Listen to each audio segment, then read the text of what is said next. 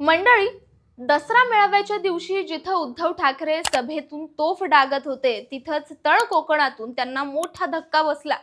कारण विश्वासानं उमेदवारी दिलेला त्यांचाच नेता राजन तेली यांनी ठाकरेंचा हात सोडत थेट एकनाथ शिंदेंच्या शिवसेनेत प्रवेश केला.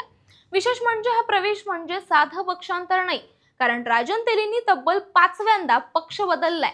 शिवसेनेतून राजकीय प्रवास सुरू केलेल्या तेलींनी काँग्रेस, राष्ट्रवादी, भाजप, ठाकरे गट आणि आता शिंदे गट अशा 6 पक्षांतून फेरफटका मारलाय.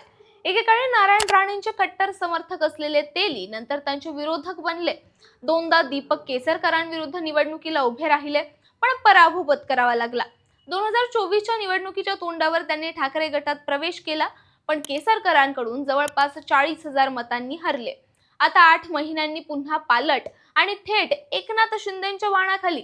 यामुळे कोकणातील राजकारणात मोठी खलबत चालली आहे. कारण आता तेलींना काम करावं लागणार आहे त्याच केसरकरांसोबत ज्यांच्याशी ते वर्षानुवर्षे लढले.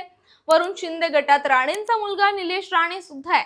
म्हणजेच जे शत्रू होते तेच आता सहकारी बनलेत.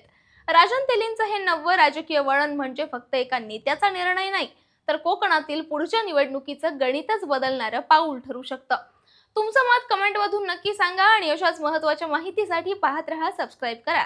त्याचं काय महाराष्ट्र, कारण इथे ऐकायला मिळतं खऱ्या राजकारणाचं इनसाइड व्हर्जन.